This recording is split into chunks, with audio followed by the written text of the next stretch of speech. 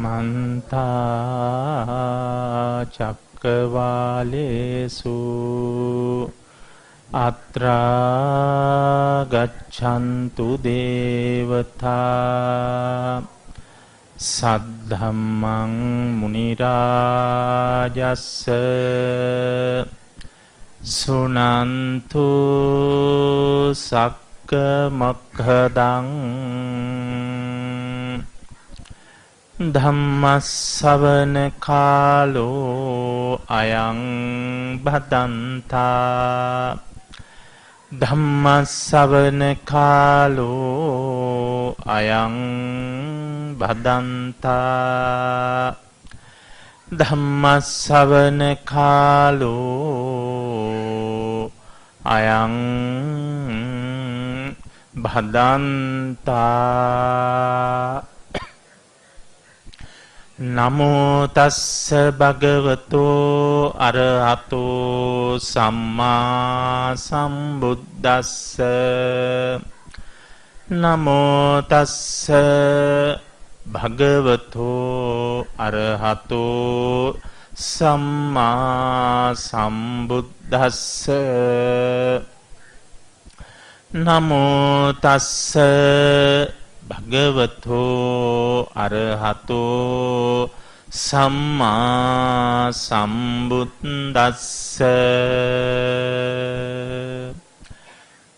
යෝ සීලවා සීලවන්තේසු දදාති දානං ධම්මේන ලද්ධං සුපසන්න චිත්තං අபிසද්ධහං කම්ම පලං උලාරං තං වේදානං විපුල ඵලන්ති බ්‍රූමීති.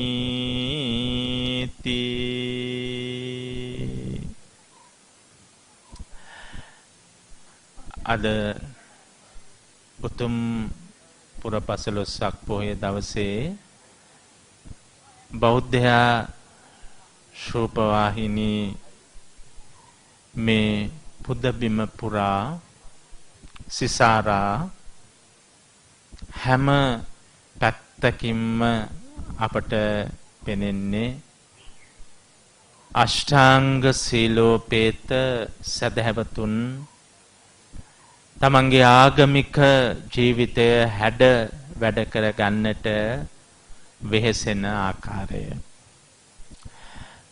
මා ඉදිරියේ මේ මණ්ඩපය පුරාත් ඉන් පරිබාහිරවත් විශාල පිරිසක් ඒක රාශී වී මේ උතුම් දහම් දෙසුමට සවන් දෙන්නට දැන් සැදී පැහැදී සිටිනවා. එපමණක් නොවේ ලංකාවේ අපමණ වෙහෙර විහාර භූමිවල මෙලෙසින්ම අෂ්ටාංග සීලය සමාදන් වුණු අපේ උපාසක උපාසිකා සිල්වත් භවතුන් මේ බෞද්ධ රූපවාහිනී නාලිකාව ඔස්සේ විකාශනය කෙරෙන මේ සජීවී වැඩසටහන් වලට අවධානය යොමු කරලා තමන්ගේ සිල්බර ජීවිතය ලස්සන කර ගන්නට මේ මොහොතේ හැම දෙනාම සැදී පැහැදී සිටින්නේ. අද නව වසරෙහි අප මේ ගත කරන්නේ දෙවන පුරපසළොස්වක පොහොය දවසයි. නවම් මාසේ පුරපසළොස්වක පොහොය දවසයි අද දවස. අද උදෑසන සිට මේ ස්ථානයේ පැවතුණු විවිධ ආගමික වැඩසටහන් වලට සවන් දුන්නු අවධානය යොමු කළ මේ පින්වත් හැම දෙනාටම දැනෙන්නට ඇති අද දවස මොනතරම් පූජනීය උතුම් දවසක්ද කියලා. එහෙත් ඊටාම කෙටියෙන් මගේ දේශනාවට පසුබිම සකසා ගැනීම උදෙසා පමණක් මම ඔබට යමක් කෙටියෙන් කියන්න කැමතියි. අපේ සිදුහත් බෝසතාණන් වහන්සේ දුෂ්කර ක්‍රියා කරපු සමයේ උරුවෙලා දනව්වේ එක් දවසක් සුවිශේෂී අමුත්තෙක් මේ උරුවෙල් දනව්වට එනවා. ඒ තමා බිම්බිසාර මහරජතුමා. බිම්බිසාර මහරජතුමන් දකිනවා මේ වනපෙතේ වෘක්ෂ මූලික වෙලා තවුස්දම් පුරණ ඊටාම භද්‍ර යෞවනයේ සිටින සොඳුරු තරුණෙක්. බිම්බිසාර රජතුමා පුදුමයටපත් වෙනවා. යෞවනයේ තරුණෙක් ගත වෙලා මේ මොකද කරන්නේ? රජතුමා මේ සිදුවත් තවුසානන් ළඟට ලං වෙනවා. අහනවා ඔබ කවරෙක්ද? ඔබේ මේ ක්‍රියාව කවරක්ද? කවර අරමුණකින් මෙසේ හැසිරෙනවාද? සිදුවත් තවුසානන් තමන් කවරෙක්දයි රජතුමාට හඳුන්වලා දෙනවා. මහරජ, මම කිඹුල්වතින් පැමිණි ශාස්ත්‍රීය කුමාරයෙක්, සුදොන් රජුගේ පුතණුවන් සිදුහත් කියලා කිව්වා. බිම්බිසාර රජතුමා සිදුහත් ගැන අසා තිබුණා. එහෙත් දැක තිබුණේ නෑ මේ දක්වාම. අද දෑසින් දුටුවා. රජු පුදුම වෙනවා.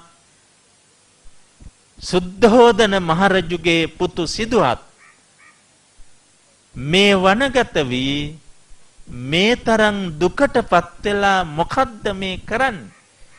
ඇයි ඔබ මෙහෙම ගත කරන්නේ කියලා ඇහුවා.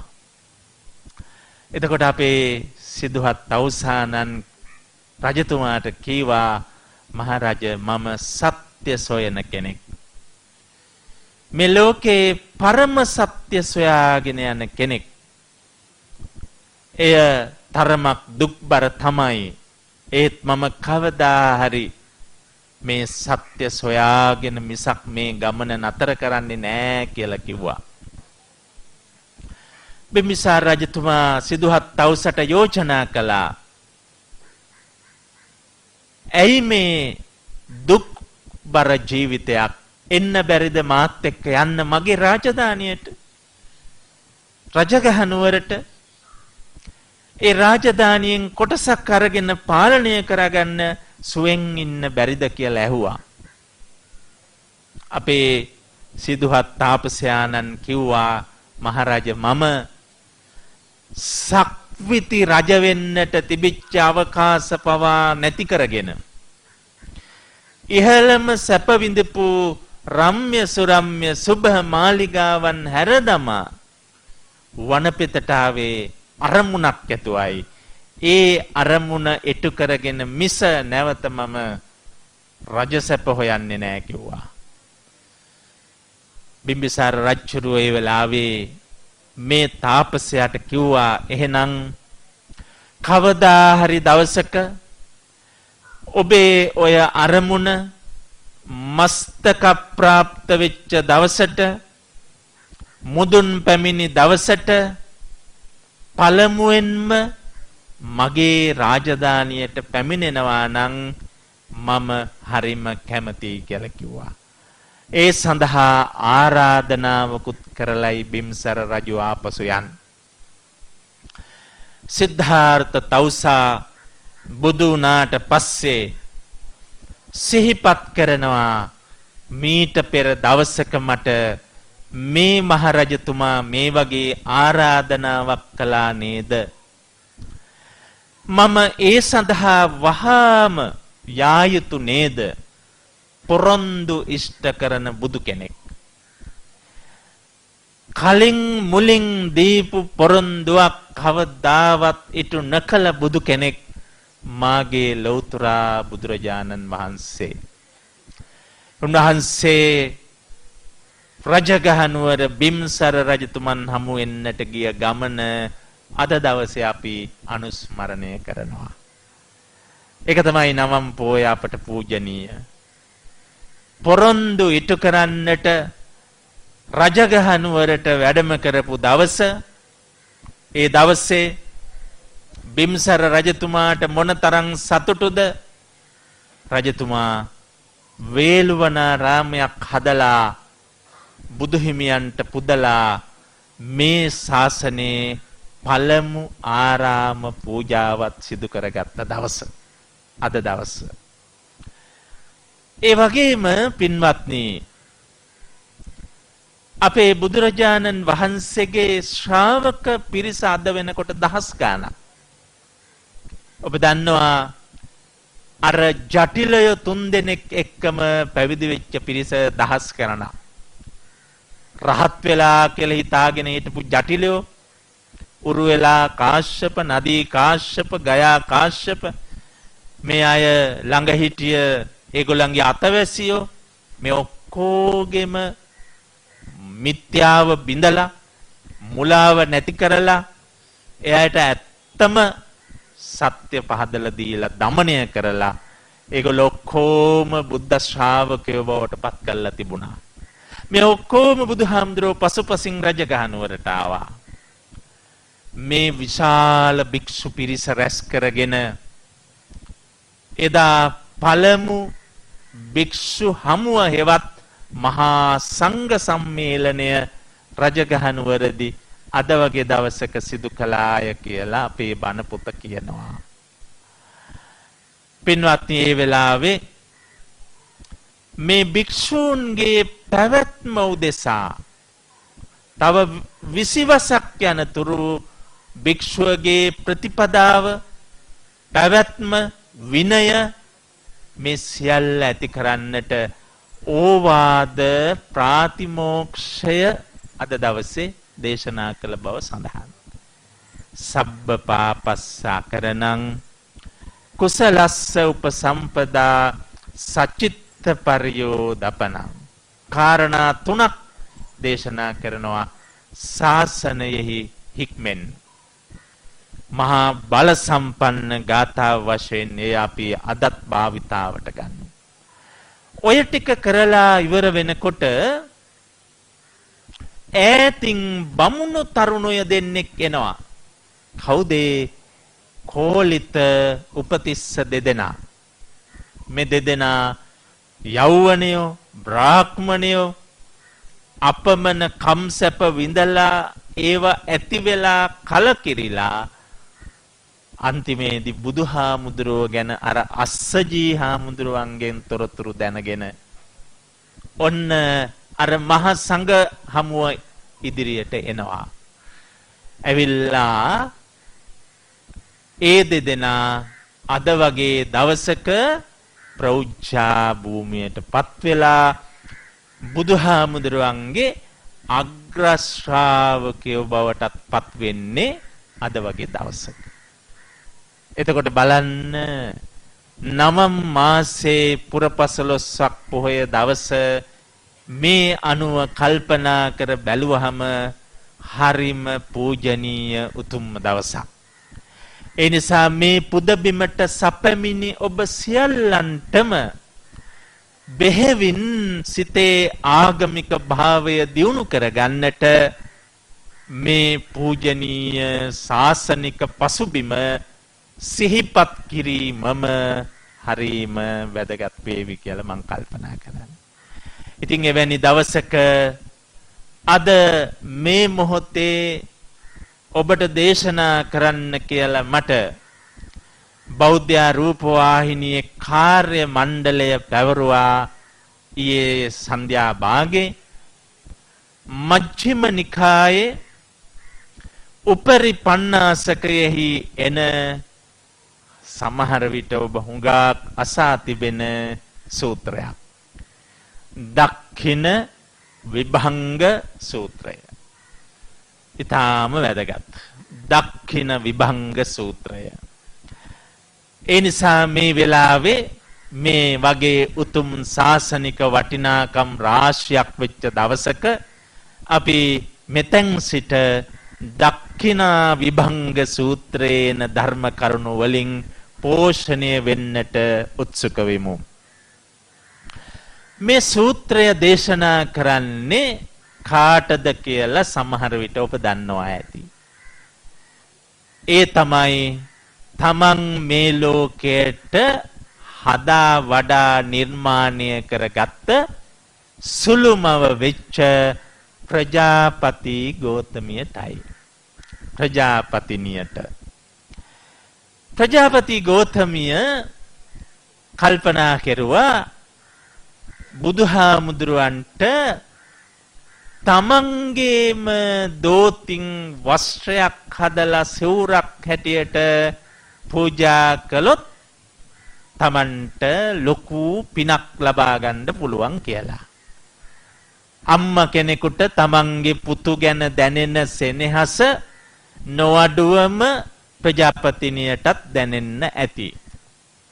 එනිසා එක දවසකින් නොවේ බොහෝ දවසක් කල් ගෙවලා කපු නූල් අරගෙන කපු පුළුන් අරගෙන එයින් නූල් සකසා ඒ නූල් වලින් රෙදි සකසා එයින් වස්ත්‍රයක් සකසා සිවුරකට ගැලපෙන ලෙස එකක් නෙවෙයි දෙකක් වස්ත්‍ර දෙකක් දීර්ඝ කාලයක් මේ අත්වල ඇඟිලිවල ලේ පනින කම්ම ඔය වස්ත්‍ර දෙක හදන්න වෙහෙසුණු බව සඳහන්.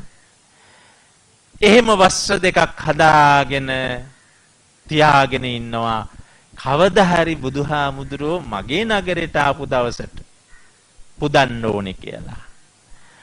ඒ අනුව බුදු පියාණන් වහන්සේ කිඹුල්වත් නුවරට වැඩම කරලා නීග්‍රෝධාරාමයේහි නෑයෝ හදපු පන්සලේ වැඩවසන කොට ඔන්න ගෝතමිය කල්පනා කරා හොඳම වෙලාව තමයි මගේ වස්ත්‍ර දෙක පුදන්න. එතුමිය වස්ත්‍ර දෙකත් අරගෙන නීග්‍රෝධාරාමයට ඇවිල්ලා බුදුහාමුදුරුවන්ගේ දෙපා තුල දෙපා මත මේ වස්ත්‍රය හිස් මුදුනේ තියාගෙන ඇවිල්ලා දෙපා ශ්‍රී පාදය ළඟ තියලා ඉල්ලනවා බුදු පියාණන් වහන්සේ මගේ දෑතේ ලේ පනින තුරාම බොහෝ කාලයක් වෙහෙස වෙලා මහන්සි වෙලා කපු කැට රෙදි සකසා හදාගත්ත මේ චීවර වස්ත්‍ර දෙක ඔබ වහන්සේට පිළිගන්වන්නයි මං ගෙනාවේ. පිළිගන්වනු සේක්වා කියලා ගෝතමිය කියා සිටියා. එතකොට බුදුරජාණන් වහන්සේ මොකද කිව්වේ? බුදුරජාණන් වහන්සේ වෙලාවේ කියා සිටියා ගෝතමිය මේ වස්ත්‍රය සංඝයාට දෙන්න. සංඝේ ගෝතමී දේහි සංඝේ ගෝතමී දේහි තුන් සැරයක්ම බුදුහාමුදුරුවෝ කිව්වා සංඝයාටම දෙන්න සංඝයාටම දෙන්න සංඝයාටම දෙන්න. එතකොට මටත් පූජා වුණාය කියලා තමයි කිව්වේ. හැබැයි පින්වත්නි ඒ බුදුරජාණන් වහන්සේ එහෙම කිව්වත් ගෝතමිය කියන්නේ නෑ ඔබ වහන්සේටමයි මට දෙන්න ඕනේ සංඝයාට නෙවෙයි. ඔබ වහන්සේටමයි දෙන්න ඕනේ. බුදුහාමුදුරුවෝ කියනවා සංඝයාට දෙන්න කියලා. ගෝතමිය කියනවා නෑ ඔබ වහන්සේටම දෙන්න ඕන කියලා. දැන් මේ සංවාදය දෙස බලාගෙන ඉන්නවා අම්මගේ පුතාගේ සංවාදය. ඒ සංවාදයේ දෙස බලාගෙන ඉන්නවා ළඟම ඉන්න ආනන්ද හාමුදුරුවෝ. ආනන්ද හාමුදුරුවෝ මේක බලාගෙන ඉඳලා බුදුහාමුදුරන්ට කියනවා දැන් මේ වගේ ප්‍රශ්නවලදී බොහෝම පණ්ඩිත ස්වරූපයෙන් මැදිහත් වෙන්නේ ආනන්ද හාමුදුරුවෝ. ඕවට තමයි ආනන්ද හාමුදුරුවෝ බැනුම් අහන්නේ පස්සේ. ආනන්ද හාමුදුරන්ට චෝදනා ගොඩක් ආවනේ පරිණිරවාණයෙන් පස්සේ. පරිණිරවාණයෙන් පස්සේ ආනන්ද හාමුදුරන්ට කරපු චෝදනා අතරේ මේකත් එකක්. ආනන්ද හාමුදුරුවෝ කියනවා බුදුහාමුදුරන්ට බුදුරජාණන් වහන්සේ මේ ඔබ වහන්සේගේ සුළු මව නේද? ඔබ වහන්සේට කිරි පෙව්වේ මේ සුළු මව නේද? ඔබ වහන්සේගේ ඔය අතපය හැදුවේ මේ සුළු මව නේද? ඔබ වහන්සේ එදා අබිනිෂ්ක්‍රමණය කරන තාක් 29 වසක් රැක බලා ගත්තේ මේ අම්මා නේද? මේ අම්මා මොන අඩුවක්ද ඔබ වහන්සේට කළේ? ඔහොම කියලා බුදුරජාණන් වහන්සේ ඒ අම්මගේ ඉල්ලීම ඔබ වහන්සේ පිළිගන්නවා නම් නේද හොඳ? බුදුහාමුදුරන්ට එහෙම කියනවා. එහෙම කියලා බුදුහාමුදුරෝ නිහඬව ඉන්නකොට ආයෙමත් කියනවා බුදුරජාණන් වහන්සේ ඔබ වහන්සේත් මේ අම්මට බොහෝ පිළිසරණ වෙලා තියෙනවනේ. ඔබ වහන්සේ නිසා මේ අම්මා දැන් තෙරුවන් සරණ ගිහිල්ලා තියෙනවා. මේ අම්මා පන්සල් සුරකින්න අම්මා කෙනෙක් වෙලා තියෙනවා. මේ අම්මා සුවිශේෂී සීලයක් රකින්නවා. ඒ තමයි අරියකාන්ත සීලය. ප්‍රජාපති ගෞතමිය රැක්ක සීලයක් අරියකාන්ත සීලය. ඒ කියන්නේ ඕනෑම කෙනෙක් පහදවා ගන්නට පුළුවන් වෙන ලෙසින් තමන්ගේ ඇවතුම් පැවතුම් සකසාගත් ලෝකයේ කාන්තාවක් ලෙස ප්‍රජාපති ගෞතමිය නම් ලබනවා. ආනන්ද හාමුදුරුවෝ කියනවා මේ අරියකාන්ත සීලය රකින්න ඔබ වහන්සේ නිසා. ඒ නිසා ඔබ වහන්සේගෙනුත් බොහෝ අනුග්‍රහ ලැබිලා තියෙනවා. මේ සුළු මවට කිරි මවට ඔය කාරණා දෙකවත් සලකලා මේ වස්ත්‍ර දෙක පිළිගැනීම නේද හොඳ? ආනන්ද හාමුදුරුවෝ කොච්චර ප්‍රජාපති ගෞතමිය කෙරේ අනුකම්පා කළාද බලන්න. ආනන්ද හාමුදුරුවන්ගේ ක්‍රියාකලාපය මෙතෙන්දි කොයි තරම් වැදගත්ද බලන්න. තමන්ට කරන්න පුළුවන් දේ කරන්න මැදිහත් කරුවෙක් වෙනවා ඒ වෙලාවේ. දැන් බුදුරජාණන් වහන්සේ ඒ වෙලාවේ වස්ත්‍ර දෙක එහෙම තිබියදී ගෞතමියට සූත්‍රයක් දේශනා කරනවා. අන්නේ සූත්‍රය තමයි දක්ඛින විභංග සූත්‍රය. දක්ඛින විභංග සූත්‍රය. දැන් බුදුහාමුදුරුවෝ ඇත්තටම මේ වගේ අවස්ථාවකදී තර්ක කර ඉන්නවට වඩා අවබෝධය ඇති කිරීම වැදගත්. ඒ නිසා පින්වත්නි බුදුහාමුදුරුවෝ දැන් ප්‍රජාපති ගෞතමිය මේ දානයක් සිවුරු දෙකක් දානයක් ලෙස පුදන්නයි සූදානම්. ඒක බුදුන්ටම පුදන්නයි ඇයට තියෙන උවමනාව. බුදුහාමුදුරුවන්ගේ අදහස එය භික්ෂූන්ට පුදන්ට කියලා සංඝයාට දෙන්න කිව්වා. සංඝේ ගෞතමී. දැන් මේකේ වැදගත්කම ගැන කියන්න ගෞතමියට මේ සූත්‍රය දේශනා කරන්නේ. එහිදී මිනිස්සෙකුට මේ ලෝකේ කරගත හැකි පෞද්ගලික දාන 14ක් කියනවා. පෞද්ගලික දාන 14ක්. මොනවද මේ පෞද්ගලික දාන? මෙන්න මෙහෙමයි මගේ මතකයට අනුව පළවෙනි එක බුදුරජාණන් වහන්සේට පෞද්ගලිකව කරන දානය. බුදුහාමුදුරන්ට අපි බුද්ධ පූජාව තියන්නේ. ඒ විදියට බුදු පියාණන් වහන්සේටමයි මගේ මේ පූජාව කියලා කවුරු හරි දෙයක් තියෙනකොට ඒක බුදුහාමුදුරන්ට පෞද්ගලිකව කරන පූජාවක්.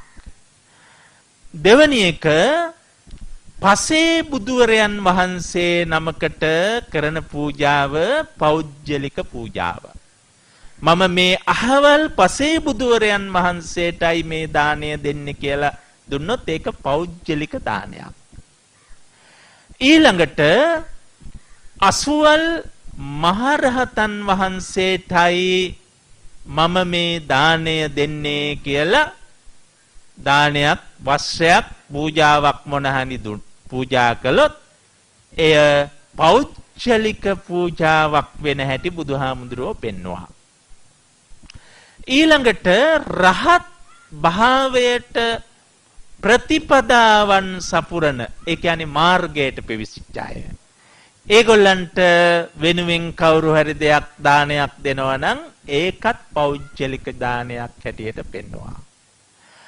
ඊළඟට අනාගාමී උතුමෙකුට යම් කිසි දෙයක් පූජා කරනවා නම් ඒකත් පෞද්ගලික දානයක් හැටියට සඳහන් කළා. අනාගාමී වෙච්ච උතුමෙකුට. ඊළඟට අනාගාමී මාර්ගයට පැමිණි උතුමෙකුට යම් කිසි කෙනෙක් යමක් පූජා කරනවා නම් ඒකත් පෞද්ගලික දානයක් හැටියට සඳහන් කළා. ඊළඟට සක්‍රුදාගාමී ඵලයටපත් වෙච්ච කෙනෙකුට පෞද්ගලිකව යමක් පූජා කරනවා නම් එය පෞද්ගලික දානයක්. සක්‍රුදාගාමී මාර්ගයට පැමිණි කෙනෙකුට යමක් පුදනවා නම් ඒකත් පෞද්ගලික දානයක්. සෝවාන් භාවයට පත්වෙච්ච කෙනෙකුට යමක් පුදනවා නම් ඒකත් පෞද්ගලික දානයක්. ඒ වගේම පින්වත්නි සෝවාන් මාර්ගයට ප්‍රවේශ වෙච්ච කෙනෙක් වෙනුවෙන් යම් කිසි කෙනෙක් යමක් පුදනවා නම් ඒකත් පෞද්ගලික දානයක්. ඊටත් මෙහාට බුදුහාමුදුරුවෝ කියනවා යම් කිසි පෘථග්ජන තාපසයෝ ඉන්නේ තවුස්දන් පුදන අය. ඒ නිසා කවුරු හරි තාපසයෙකුට යමක් පූජා කරනවා නම් ඒකත් පෞද්ගලික දානයක්. ඊළඟට පෘථග්ජන සිල්වතෙකුට හොඳට සිල් රකින්න උතුමෙක් හොයාගෙන ඒ උතුමන් වෙනුවෙන් යමක් පූජා කරනවා නම් ඒකත් පෞද්ගලික දානයක් කියලා කිව්වා. ඊළඟට පෘථග්ජන දුස්සීලයකට යමක් පුදනවා නම් සිල්වතෙකුට වගේම 13 වෙනි එක කිව්වේ පෘථග්ජන දුස්සීලයකට යමක් පූජා කරනවා නම් ඒකත් පෞද්ගලික දානයක් කියලා කිව්වා. 14 වෙනුම බුදුහාමුදුරුවෝ කිව්වේ යම් කිසි කෙනෙක් තිරිසන් සතෙකුට යමක් පූජා කරනවා නම් දානයක් වශයෙන් ආහාර පාන අපි මේ සිංහල සංස්කෘතියේ පුරුදු වෙලා ඉන්නේ ඉස්සර බලු කපුටු දානි කියලා જાතියක් දැන් ඉන්න අය නම් දන්නේ නැහැ. අපි පුංචි කාලේ අපේ ගම්වලදී බලු කපුටු දානි දුන්නා. මේ පොය දවසට හැමෝගෙම සල්ලි එකතු කරලා ඒකෙන් සතුන් කැමති ಜಾති අරගෙන පාරක ලිපක් බැඳලා ලොකි හට්ටියක උයලා ලොකු භාජනයක දාගෙන හැම පාරකම කැන්ද කොළ අරගෙන ඒ කොළවල අර බත් දාලා බල්ලන්ට කපුටන්ට කතා කර කර හැම පළාතකම බෙදෙන සම්ප්‍රදායක් අපි කුඩා කාලේ තිබුණා. දැන් නම් නැහැ. බලු කපුටු දාන, තිරිසන් සතෙකුට දෙන දානි. ඒ දානයත් පින්වත්නි පෞද්ගලික දානයක්. එතකොට බුදුරජාණන් වහන්සේ ඔන්නෝම බුදුන්ගේ සිට තිරිසනා දක්වා අපට පෞද්ගලිකව දන් දිය හැකි දාන අවස්ථා 14ක් සඳහන් කළා. ඒ 14ම පෞද්ගලික දාන හැටියට දැක්වුවා. ඊළඟට බුදුහාමුදුරුවෝ ගෞතමියට කියනවා ගෞතමියනි ඔන්නෝම 14ක් තියෙනවා. ඊළඟට අර තිරිසංගත සත්වේකට දානයක් දුන්නහම එයිනොත් ආනිසංස 100ක් ලබන්න පුළුවන්. තිරිසංසත සත්වේකට දානයක් පෞද්ගලිකව දුන්නාම ආනිසංස 100ක් ලබන්න පුළුවන්. ආනිසංස 100 කියන්නේ මොකද්ද? භව 100ක්. ඒකේ ආනිසංසය මතු භව 100ක් ලබන්න පුළුවන් කියලා කියනවා. ශ්‍රද්ධාවෙන් එහෙම දානයක් දුන්නාම. ඊළඟට දුස්සීලය 13 වෙනියා. දුස්සීලේකට යම් කිසි කෙනෙක් ශ්‍රද්ධාවෙන් දානයක් දුන්නොත් දුස්සීලේකට කිසිම සිල්වත් බවක් නැහැ. හැබැයි තමන් ශ්‍රද්ධාවෙන් දෙනවා ආහාර පාන දානයක්. ආනිසංස 1000ක් ලබන්න පුළුවන් කිව්වා. ඒ කියන්නේ භව 1000ක් යනකම් ඒකේ ආනිසංස ලබන්න පුළුවන් කිව්වා. ඊළඟට අර පෘථග්ජන සිල්වතෙකුට යම් කිසි කෙනෙක් දානයක් දුන්නොත් ශ්‍රද්ධාවෙන් දසදහසක් භව ආනිසංස ලබන්න පුළුවන් කිව්වා. දසදහසක් භව සිල්වතෙකුට දානයක් දුන්නොත්. ඊළඟට තාපසයෙකුට දානයක් දුන්නොත් ලක්ෂයක් ආනිසංස ලැබෙනවා කිව්වා. ශ්‍රද්ධාවෙන් පෞද්ගලික දානයක් දුන්නා. භව ලක්ෂයක්. එහෙම අහලා එහෙම කියපු බුදුහාමුදුරුවෝ ඊළඟට කියනවා ගෝතමියනි එහෙනම් එතනින් එහා ඉන්න සෝවාන් මාර්ගයටපත් වෙච්ච අය සෝවාන් ඵලයටපත් වෙච්ච අය ආදී බුදුහාමුදුරුවෝ දක්වා මේ එක එක තැන්වල දන් පුදන අයට ආනිසංස කොච්චරද? අසංඛ්‍යක්. ඒ කියන්නේ සංඛ්‍යාවක් කළ නොහැකි. ආනිසංස මතක තියාගන්න. ආනිසංස. හැබැයි ඒ එකම ආනිසංසයකවත් මහත්ඵලය නැහැ. මහත්ඵල නැහැ. ආනිසංස ලැබෙනවා. ආනිසංස කියන්නේ මොනවද? පින් ලැබෙනවා. අපිට තව තිරිසනෙකුට හොඳ ශ්‍රද්ධාවෙන් දානයක් දුන්නාම භව 100කට පින් ලැබෙනවා. ඒ කියන්නේ ආහාර පාන උපභෝග පරිභෝග සම්පත්. ඒ විදියට භව අසංඛ්‍ය ගානක් පින් සලසා ගන්න. ආනිසංස කිව්වේ පින්. පින් කියන්නේ මේ කාමාවචර ජීවිත ගත කරන්න උවමනා කරන උපභෝග පරිභෝග සම්පත්. ගෙවල් දොරවල් යාන වාහන ඉඩ කඩම් ආදිය තමයි ඒවට අයිති වෙන්නේ. හැබැයි ඒ කිසිම තැනක මහත්ඵල නැහැ. මහත්ඵල ලබන්න නම් බුදුහාමුදුරුවෝ කියනවා සාංගික දාන 7ක් තියෙනවා. මේ සාංගික දාන 7ක් බුදුහාමුදුරුවෝ අනුමත කරනවා. ඒ සාංගික දාන 7 දෙන්නට ඕනේ. කාටද සාංගික දාන 7? පළවෙනි එක බුදුරජාණන් වහන්සේ ප්‍රමුඛ උභතෝ සංඝයාට. උභතෝ සංඝයා කියලා කියන්නේ භික්ෂු භික්ෂුණී. බුදුරජාණන් වහන්සේ ප්‍රමුඛ උභතෝ සංඝයාට දෙන දාණය සාංගික දානයයි. ඊළඟට බුදුරජාණන් වහන්සේ පරිනිර්වාණයට පත් වුණාම ඉන්නේ උභතෝ සංඝයා. භික්ෂු භික්ෂුණී විතරයි. ඒ නිසා භික්ෂු භික්ෂුණී දෙපිරිස කැඳවා දෙන දානය සාංගික දානයයි. ඊළඟට භික්ෂූන් උදෙසා දෙන දානය සාංගික දානයයි. භික්ෂු කියන පිරිස උදෙසා. ඊළඟට භික්ෂුණීන් උදෙසා දෙන දානයත් සාංගික දානයයි. භික්ෂුණීන් උදෙසා දෙන දානයයි. ඊට පස්සේ පින්වත්නි බුදුහාමුදුරුවෝ කියනවා කවුරු හරි කෙනෙක් තමන්ට මෙපමණ ප්‍රමාණයක් භික්ෂූන් වහන්සේලා මෙපමණ ප්‍රමාණයක් භික්ෂුණීන් වහන්සේලා මෙපමණ ප්‍රමාණයක් වඩමවා දෙන්න කියලා පන්සලකට ගිහිල්ලා ආයතනයකට ගිහිල්ලා ආරාධනා කොට දෙන දානයත් සාංගික දානයක්. ඊළඟට 6 වෙනි එක යම් කිසි කෙනෙක් මට මෙපමණ භික්ෂූන් වහන්සේලා ප්‍රමාණයක් දෙන්න කියලා එක නමක් හරි දෙනමක් හරි තුන් නමක් හරි ආදී වශයෙන් ආරාධනා කොට ගෙන්වාගෙන නිවසට මැදුරට දන් පූජා කරන්නේ නම් එයද සාංගික දානයක් කියලා කිව්වා. ඊළඟට අන්තිමට කියනවා 7 වෙනි එක අපට මෙපමණ භික්ෂුණීන් වහන්සේලා අපේ නිවසට වඩමවා දෙන්න කියලා ආරාධනා කරලා වඩමවාගෙන දන් දෙනවා නම් එතන භික්ෂුණීන්ට දෙන්න සාංගික දානය කියලා කිව්වා. ඒ නිසා මේ විදියට 7 ආකාරයකින් සාංගික දාන පවත්වන්න පුළුවන් කියලා කිව්වා. එතකොට ඒ භික්ඛු භික්ඛුණී සියලු දෙනාම මේ ලෝකේ සියලුම භික්ෂු භික්ෂුණී සංඝයා නියෝජනය කරන බව සඳහන් කළා.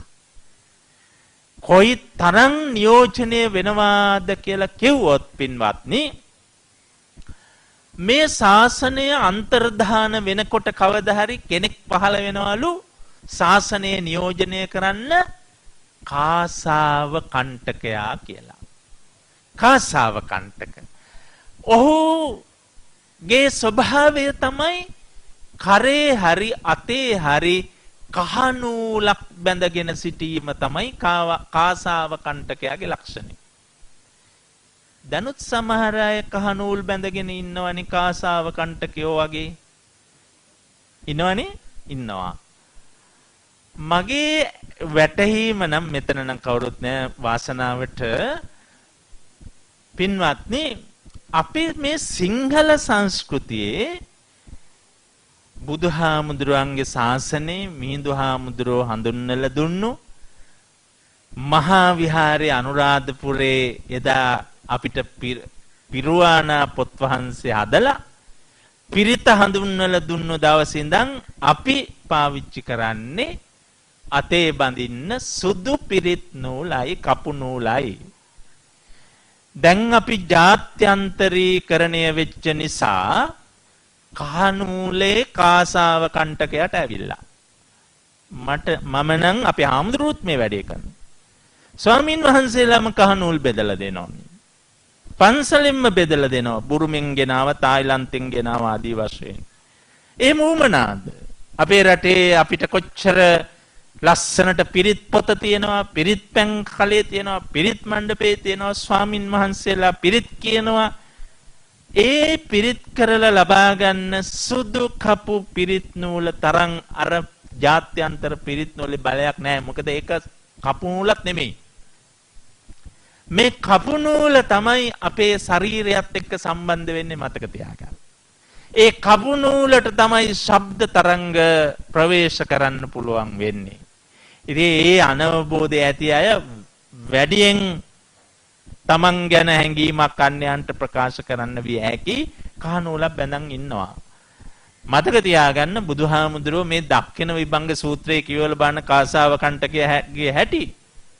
කාසාව කණ්ඨකයා කියන්නේ මතු සංසාරේ මේ ශාසනයේ අන්තර්ධාන වෙන කාලේ වෙනකොට පහළ වෙන අතේ කහනූලක් පමණක් බැඳගෙන ඉන්න සංඝයා.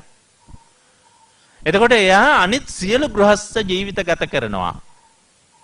බුදුහාමුදුරුවෝ කියනවා ඒත් සංඝයා නියෝජනය කරනවා කාසාව කණ්ඨකයට දන් දුන්නත් අර සියලුම සංඝයා නියෝජනය වෙනවා කියලා.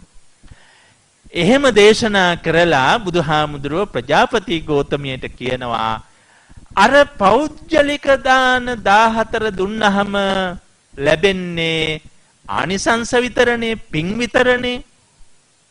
හැබැයි මේ සාංගික දාන 7න් එකක් කවුරු හරි කෙනෙක් පුදනවා නම් ඒගොල්ලන්ට මහත්ඵල මහානිසංස ලැබෙනවා. මහත්ඵල මහානිසංස ලැබෙනවා කියලා කිව්වා. එතකොට දැන් ගෞතමියට වැටහෙනවද කියලා කල්පනා කරලා බලන්න තමන් එහෙනම් පූජා කළ යුත්තේ බුදුහාමුදුරන්ට පෞද්ගලිකවද සංඝයාටද? නිසා ගෞතමියට ලස්සනට දැන් වැටහෙනවා බුදුහාමුදුරෝ මට මේ සංඝයාටම පුදන්න කියලා කිව්වේ නිකන් නෙවෙයි. එහි ආනිසංස මේ ගෞතමියට වඩාත් වැඩියෙන් අත්පත් කර දෙන්න ඕන නිසා. ඒ නිසා පින්වත්නි දැන් ඔබ තේරුම් ගන්න බුදුහාමුදුරන්ට පෞද්ගලිකව තියෙන බුද්ධ පූජාවටත් වඩා සංඝයාට බුදුපාමුක් මහ සංඝයාට අපි බුදුහාමුදුරුවත් ප්‍රධාන කරගෙන පුදනකොට එතන මහත්ඵල මහානිසංසදායක කුසලයක් ලැබෙනවා. අර අපේ බණ පොතේ තියෙන්නේ කප්පානි සත සහස්සානි සංගේ දින්නම් නනස්සති. කල්ප 10000 ගණනාවක් ගියත් සංඝයාට දුන්නහම සාංගිකව දුන්නාම ඒක විපාක අවසන් වෙන්නේ නැහැ. ඒක විපාක නැසෙන්නේ නැහැ. හැබැයි පින් ඉවර වෙනවා. පෞද්ගලික දාන වස්තු සිදු කරලා දෙන පින් අවසන් කෙරෙනවා.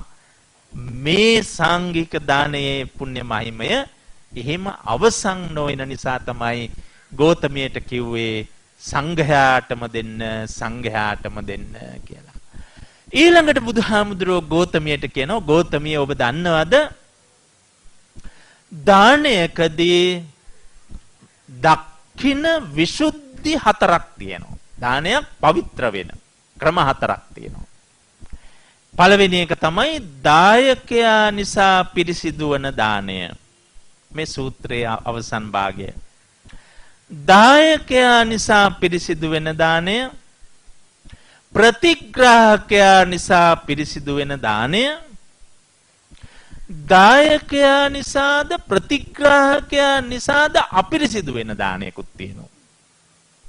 ඒ වගේම දායකයා නිසාද ප්‍රතිග්‍රාහකයා නිසාද වඩාත් විශිෂ්ට වෙන දානයකුත් තියෙනවා. දැන් පළවෙනි එක දායකයා නිසා පිරිසිදු වෙන දානය.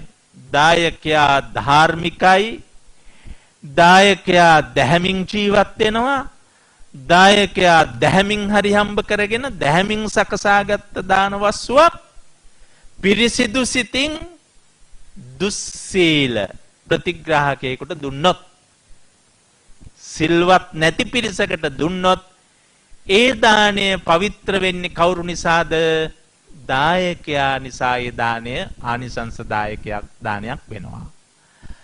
තව කවුරු හරි කෙනෙක් ඊටාම දුස්සීල අදහැමි තමන් වැරදි වැඩ කර කර ජීවත් වෙමින් ඊළඟට කර්මඵල ශ්‍රද්ධාව මොකක්වත්ම නැතුව දානයක් දෙනවා සිල්වත් උතුමෙකුට. එතන ඒ දානය පවිත්‍ර වෙනවා අර සිල්වත් ප්‍රතිග්‍රාහකයන් වහන්සේ නිසා. බුදුහාමුදුරුවෝ කියනවා තව දානයක් අපවිත්‍ර වෙනවා අදහැමියෙක්, අධාර්මිකයෙක්, අධාර්මිකව හරිහම්බ කරගත්ත දෙයක් දුස්සීල ප්‍රතිග්‍රාහකයෙකුට පූජා කළාම දුන්නාම එතන දායකයා නිසාත් ප්‍රතිග්‍රාහකයා නිසාත් ඒ දානය අපවිත්‍ර වෙනවා, අපිරිසිදු වෙනවා කියලා කිව්වා. ඒ නිසා දානයක් පිරිසිදු පවිත්‍ර උසස් දානයක් බවට පත් වෙන්න ඕනේ නම් බුදුහාමුදුරෝ දේශනා කරන්නේ දායකයාද සිල්වත් වෙන්න ඕනේ, ප්‍රතිග්‍රාහකයාද සිල්වත් වෙන්නට ඕනේ. එතකොට දායකයා ධාර්මිකව හරි හම්බ කරගත්ත දේ ඊළඟට බොහොම ශ්‍රද්ධා සම්පන්නව කර්මඵල විශ්වාස කරගෙන ඊටාම සිල්වත් උතුමන්ට පුදනකොට ආන්න ඒක දායකයා නිසාද ප්‍රතිග්‍රාහකයා නිසාද පාරිශුද්ධ දානයක් බවට පත් වෙනවා. එතකොට ගෝතමියට වැටහෙනවා එහෙනම් මමත් බොහොම පාරිශුද්ධයි, බුදුහාමුදුරුවෝත් පාරිශුද්ධයි, අප දෙදෙනාගේ පාරිශුද්ධත්වය නිසාම මේ ශීවර පූජාව සංඝයාට දුන්නාම මට මහත්ඵල මහානිසංසය ඇති වෙනවා. එහෙම කියමින් බුදුහාමුදුරුවෝ සූත්‍රය අවසන් කරන්නේ යෝ සීලවා සීලවන්තේසු දදාති දානං. යම් කිසි කෙනෙක් සිල්වත් භාවයට හොඳින්පත් වෙලා ඊටත් වඩා සිල්වත් ගුණවත් උතුමෙකුට දදාති දානං දන් දෙන්නේ නම් ඒ දෙන දානය ධම්මේන ලද්ධං දැහැමිව හරි හම්බ කරගන්නා දෙයක් නම් ඒ දෙනකොට දෙන සිත සුපසන්න චිත්තං ප්‍රසන්න සිතකින් නිර්ලෝභී සිතකින් ඒ දානය පූජා කරන්නේ නම් අபிසද්ධහං ශ්‍රද්ධාවෙන්ම ඒ දානය පූජා කරන්නේ නම් කම්මඵලං උලාරං කර්මඵලය මේ දානයෙන් මට මේ ආනිසංස ලැබෙනවා කියන විශ්වාසයෙන් පුදන්නේ නම් තං වේදානං විපුල පලන්ති බ්‍රූමි ඒ දානය මම මේ ලෝකේ මහත්ඵල මහානිසංසක දානයක් බවට පත් වෙනවා යයි කියලා බුදුහාමුදුරෝ දේශනා කරනවා. දැන් ඒත් ඔබ දන්නවද මොකද්ද මේ මහත්ඵලය කියන්නේ? මහානිසංස දන්නවනේ. මහානිසංස සැප විපාක. මහත් ඵලය අවසානයේ අපට ලැබෙන්නේ මොකද්ද? නිර්වාණයයි. අන්න ඒ නිසා නිවන නම් වූ මහත් ඵලයට මඟ පෙන්වන දාණය සංඝ සතු දාණයයි. සංඝයා උදෙසා දායකයාද සිල්වත් වී ප්‍රතිග්‍රාහකයාද සිල්වත් වී පුදන දාණය නිවනටද මඟ පෙන්වන දාණයයි. එවැනි දන් පින් කරන්නට අද දවසේ මා වෙතින් දහම් මැසූ මේ සිල්වත් උතුමන් හැම දිනාටම ප්‍රඥාව පහළ වේවා කියා ප්‍රාර්ථනා කරනවා. ආකාසට්ඨා ච බුම්මට්ඨා දේවා නාග මහිද්దికා පුඤ්ඤන්තං අනුමෝදිත්වා චිරං රක්ඛන්තු ශාසනං චිරං රක්ඛන්තු දේශනං චිරං රක්ඛන්තු ත්වං සදා.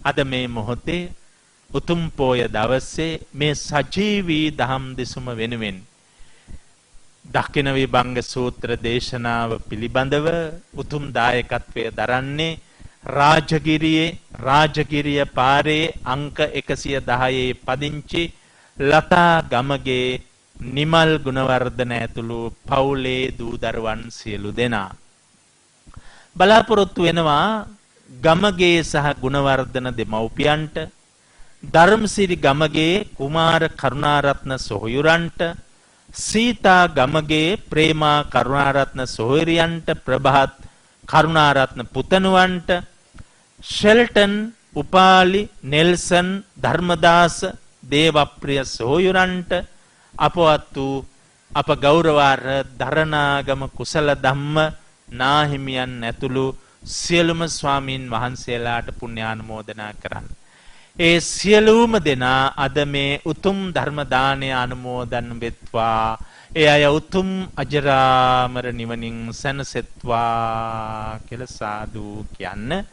දේශකයන් වහන්සේටත් විහාරාධිපති ගෞරවාර්හ බොරලන්දේ වජිරඥාන හාමුදුරුවෝ ඇතුළු සංඝ පරපුරටත්, ආචාර්ය එඩ්වින් ආර්යදාස මැතිඳුන්ටත්, බෞද්ධ කාර්ය මණ්ඩලයටත්, රෝබියෙන් පසුවන අපේ රටත් ලෝකයත් තාම භයානක මේ වසංගතයකට ගොදුරු වෙමින් සිටින සමේ ඒ රෝබියෙන් මිදී සියලු දෙනාටම නිදුක් නිරෝගී සුව සලසා ගන්නට මේ උදාර ධර්මානිසංසය හේතු වාසනා වේවා.